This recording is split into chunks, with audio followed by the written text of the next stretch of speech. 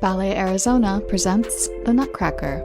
Dancing sweets, mischievous mice, and falling snow are all accompanied by Tchaikovsky's glittering score, live with the Phoenix Symphony. Celebrate the wonder of the season December 9th through 24th at Symphony Hall. Tickets at balletaz.org.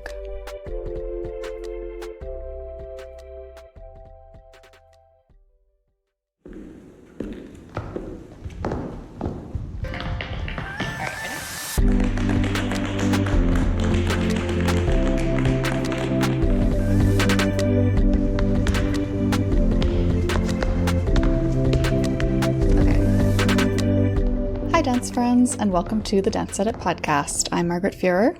And I'm Courtney Escoyne. We are editors at Dance Media, and today we'll get started with a jam-packed headline rundown discussing the controversies that are roiling the Broadway community right now, and Misty Copeland's new short film, and the World Choreography Award nominees, and a whole lot more. Then we'll do a deeper dive discussion of a fascinating story about Wonderbound, the dance company in Denver that got rid of all its social media accounts and subsequently saw its subscriptions increase. First, though, we want to give a little shout out to the fact that we are, as of this month, back to a weekly format, and that we now have long-form interview episodes alternating with these headline rundown episodes. I hope you caught our interview with Mark Morris last week, because it was kind of a doozy, as interviews with Mark Morris tend to be. Next Thursday, we'll air our conversation with the wonderful Keon Ross, the newly appointed Associate Artistic Director at Pacific Northwest Ballet, and one of the very few people of color in a leadership position at a major ballet company. That was a great conversation. So if you're a subscriber to this podcast, those interview episodes should just pop right up in your feed. And if you are enjoying the new format, please do leave us a rating or a review on your listening platform of choice, because we really do love hearing your feedback, good or bad or middling, all of it. All right, now let's dive into this massive headline list, starting with a story that has Broadway Twitter all a Twitter. I think doozy also feels like the right word here. Oh, yes. So Patti LuPone has reportedly given up her equity card, which is by and large a requirement for performers to appear on Broadway. She tweeted on Monday, quote, "Quite a week on Broadway, seeing my name being bandied about, gave up my equity card, no longer part of that circus, figure it out," end quote. A later statement to Playbill clarified that LuPone had decided to resign from equity after the recent Broadway revival of Company closed. She was also quoted in People saying that equity was, quote, "the worst union," end quote, and that, quote, "I just didn't want to give them any more money," end quote. It's widely theorized that her initial tweet was actually referencing another story that's been dominating Broadway Twitter recently, a recent incident at Hadestown on Broadway in which an audience member was called out during a performance for filming the performance on her phone, when in fact that audience member has hearing loss and was using a captioning device. LuPone, of course, has notoriously stopped performances or even pulled cell phones out of audiences members' hands before, which is probably how that was come up in conversation. There's a lot going on here. I mean, this was a very busy week in Broadway controversies generally, too. There was also a lot of talk about an interview that Sarah Porkolov gave, the breakout star of the new production of 1776, that she gave to Vulture. We'll let you Google that one because it is complicated. But when Patti first tweeted that announcement, yeah, I think a lot of us, or like people like me anyway, who aren't on top of like every bit of Broadway gossip, were sort of like, what's happening? Wait, how is this connected to what? What's going on? All around a whiplash-inducing few days on musical theater Twitter. Speaking of controversies, the Irish dance community is embroiled in a controversy of its own.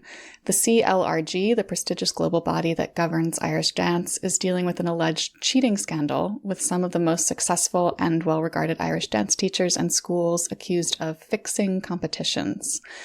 The CLRG announced that it has appointed a former judge to oversee an investigation into the allegations, and the allegations themselves sound pretty damning. The Irish Independent broke the story, and we've linked to their coverage of it, which has more details. And 10 leading dancers at the Bolshoi Ballet have been suspended from upcoming performances after participating in a gala in Uzbekistan, according to Gramilano. Two theories as to the reason are that the poster used the Bolshoi name and logo without permission, or that the dancers did not formally ask permission to perform. Speculation abounds, however, that the state-sponsored company is teaching these dancers a lesson for political reasons, as Uzbekistan is a former Soviet state that has been cooling its relationship with Russia in the wake of the invasion of Ukraine. Yeah, as with pretty much any story coming out of Russia these days, it sounds like we don't know the whole story. Mm-hmm. Let's talk about happier things, though, namely Misty Copeland's new short film. Copeland is both starring in and producing the film, which is called Flower. It's a work of both art and activism. It aims to shed light on the housing crisis in the San Francisco Bay Area, housing insecurity being an issue with which Copeland has personal experience. And dance is a big part of its storytelling. It features choreography by both Alonzo King and Rich and Tone. Talk about an all-star group. She recently previewed the trailer, so stay tuned on the official release date. Love seeing Misty do basically anything. Yep. And as of Monday, Kotzebue Cultural Park has a new leadership team. Arts Administrator Trisha Reed has been named Managing Director, and choreographer/dance historian Adam Weinert has joined as Artistic Associate. Additionally, former American Ballet Theater star and Teatro Colón director Paloma Herrera will serve as Artistic Director for the Kotzebue Ballet Intensive next summer, with outgoing ABT Director Kevin McKenzie serving as Artistic Advisor. So we've, of course, been wildly curious about what would happen at Kotzebue with its most recent leadership team departing for ABT's JKO School and Bershnikov Arts Center. So very curious to see what happens next. Yeah, also an interesting next move for Paloma after her departure from Teatro Colón. Yeah. The World Choreography Awards, which are often called the Oscars of dance, they honor excellence in dance for TV, film, commercials, and digital media.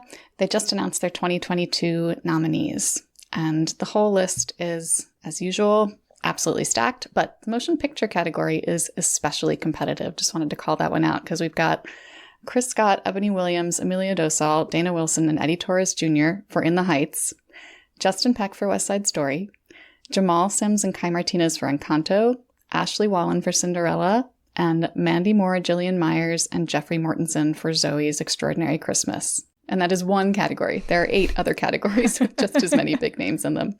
The ceremony will be held November 15th in Hollywood. Several leading New York City arts organizations have announced that they will be ending their mask requirements this month, among them the Metropolitan Opera, which is where ABT performs in the summer, on October 24th, and New York City Ballet on November 1st. In an interview with the New York Times, the Met's general director Peter Gelb cited changing attitudes toward the necessity of masks among audiences, and a hope that making masks optional would help entice younger audiences who were resistant to mask wearing to come to the theater. Oh, I know there are many opinions on this topic, but I am personally dreading this, even though we all knew it was coming eventually. Yeah, hard same. Dance Data Project recently released its 4th annual season overview report looking at the gender distribution of choreographers programmed by ballet companies in the United States. And this year, the organization expanded its list to include 150 companies. It found that during the 2021 to 22 season, just 29% of all works programmed were choreographed by women. That's actually a slight improvement from previous years. And this is sort of hopeful news. Of world premieres, 53% were choreographed by women. That said, only 22% of full-length world premieres were by women. So it's a massive report with a ton of information, as always with DDP reports. We've linked the whole thing in the show notes.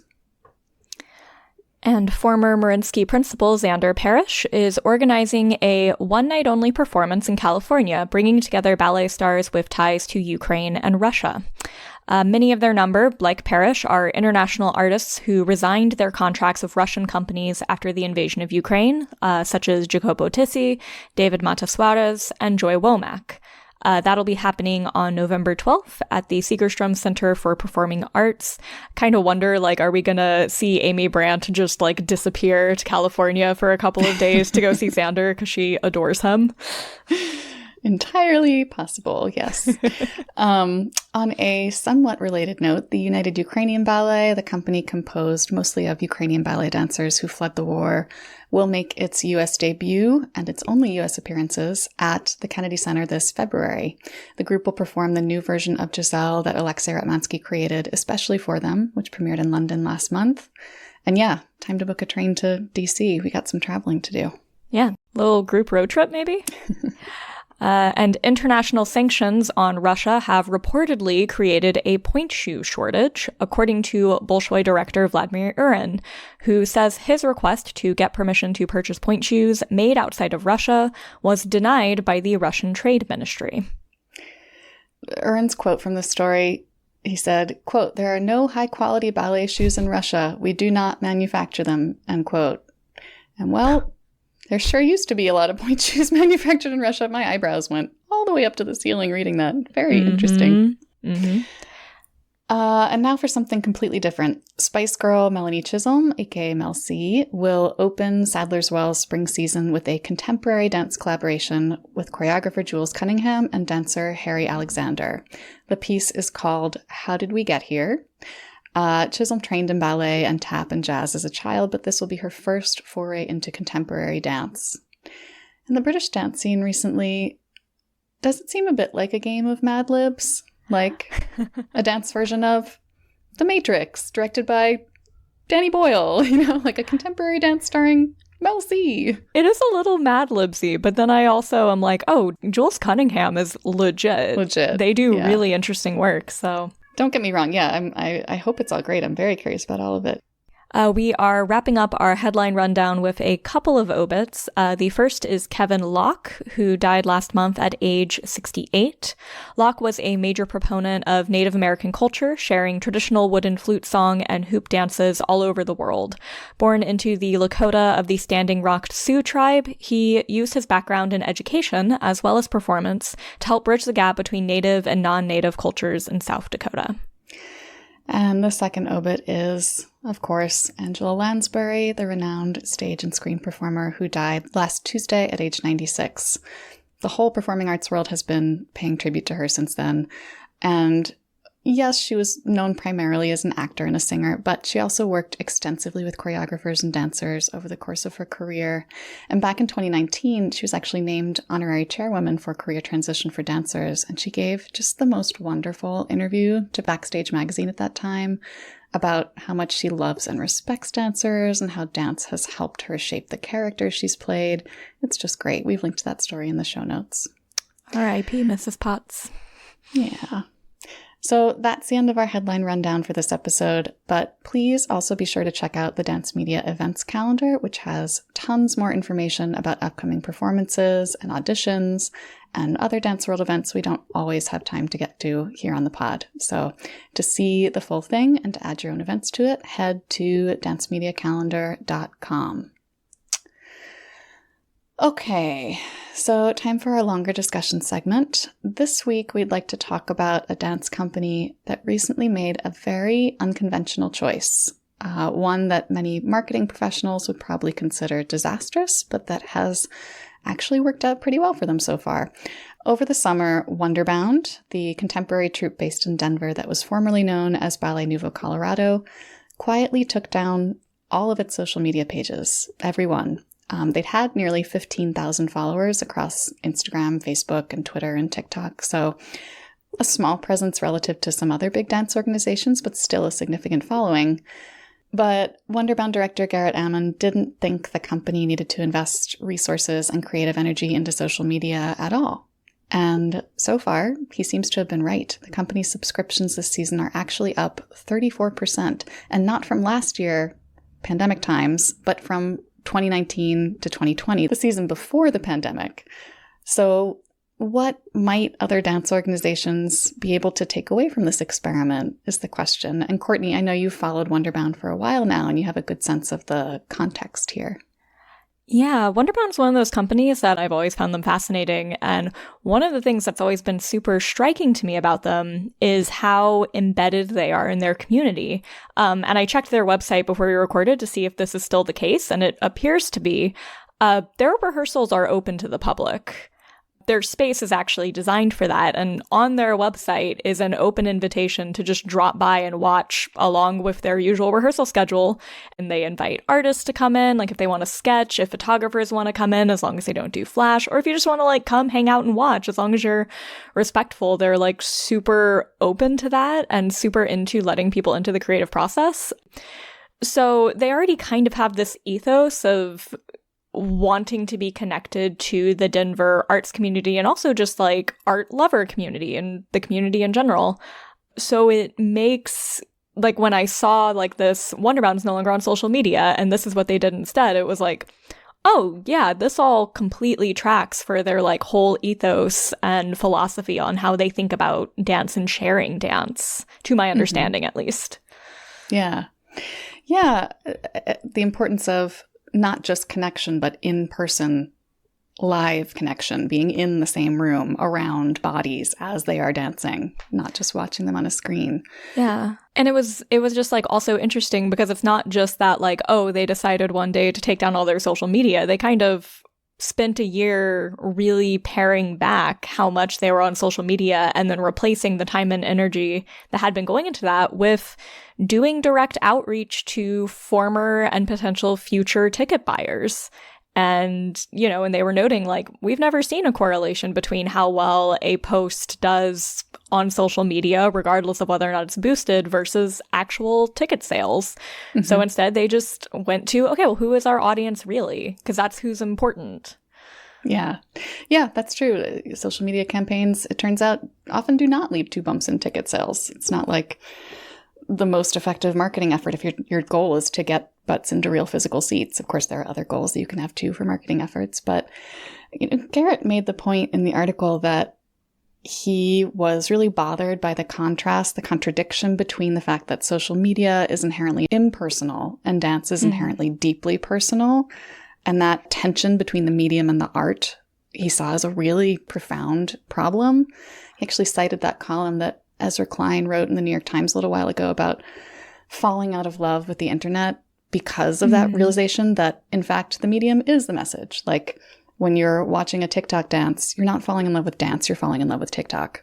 That quote really struck a chord with me in this whole thing. Because it was like, oh yeah, no, this is designed to get me to stick with the platform, not necessarily designed to get me to go see dance. Totally. And it does seem like this choice that Garrett has made reflects a sort of course correction, because for a while there was a feeling that social media was going to be huge in dance's growth. It's going to help dance reach new audiences. Dance in particular was really well suited to these kinds of platforms as a highly visual art form. And then, you know, of course, during the pandemic, social media was one of the only ways people could encounter dance. But now maybe the pendulum needs to swing back the other way a bit.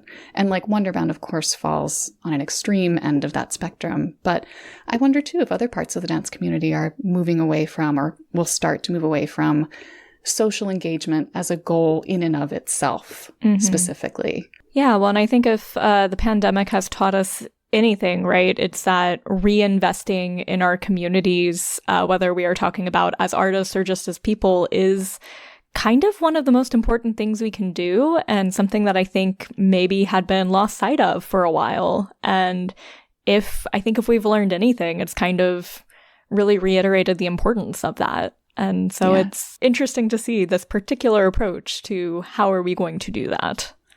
Yeah, for sure. It's a fascinating article, this piece in the Denver Gazette. We've, of course, linked to the whole thing in the show notes. Please do give it a read. All right, that's it for us this week. Thanks, everyone, for joining. We'll be back next week. Keep learning, keep advocating, and keep dancing. Mind how you go, friends.